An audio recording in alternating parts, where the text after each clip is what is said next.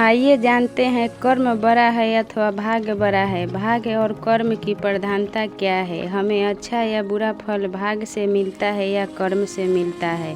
तो आइए शुरू करते हैं भाग्य और कर्म से जुड़ी जानकारी। अगर जानकारी अच्छी लगे तो लाइक और सब्सक्राइब अवश्य करें। भाग्य एवं कर्म हमेशा व्यक्ति के साथ साथ चलते हैं और उसके जीवन को गहराई तक प्रभावित करते हैं। भाग्य पूर्व जन्म के कर्मों के फल पर आधारित होता है और कर्म व्यक्ति को इस जन्म में करने होते हैं। एक व्यक्ति गलत प्रकार से गाड़ी चलाता है और दुर्घटनाग्रस्त हो जाता है, वह उसका कर्म है, यह उसके द्वारा किया गया है और फल भी उसी को भोगना पड़ेगा। दूसरी स्थिति में व्यक्ति एकदम से ठीक प्रकार से गाड़ी चलाता है, लेकिन पीछे से एक अन्य गाड़ी उसे टक्कर मार देती है और वह घायल हो जाता है, यह उसका भाग्य है। दोनों अच्छे बुरे फल व्यक्ति को भोगने पड़ते हैं।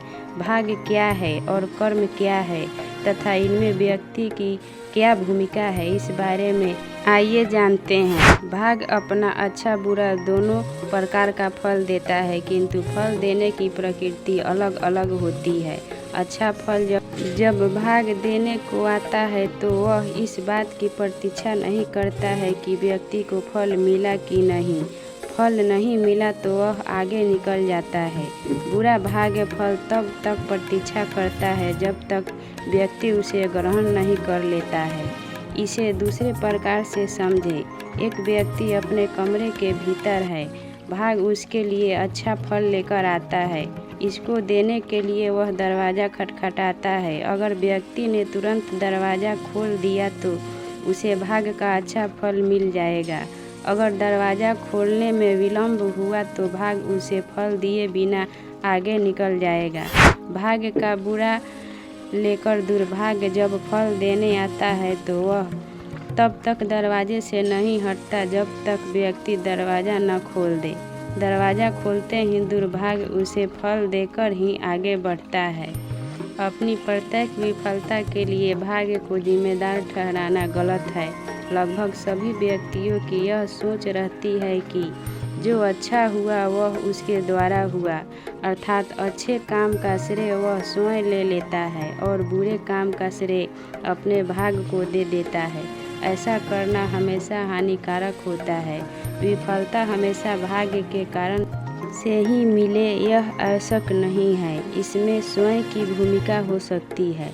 समस्याएं, दुख, कष्ट आदि जीवन के अभिन्न अंग हैं। जीवन प्रारंभ होते ही यह मनुष्य के साथ हो जाते हैं तथा जीवन का अंत होने पर ही इनसे छुटकारा मिलता है। इसलिए किसी समस्या से घिरने पर अथवा किसी प्रकार के कष्ट आने पर अपने भाग्य को दोष नहीं देना चाहिए, समाधान के मार्ग तलाश करें।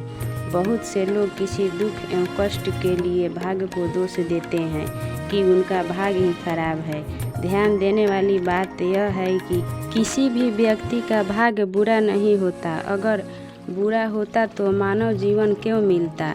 हम मनुष्य के रूप में इस जीवित सृष्टि का हिस्सा बने हैं, इसके लिए अपने ईश्वर को धन्यवाद देना चाहिए।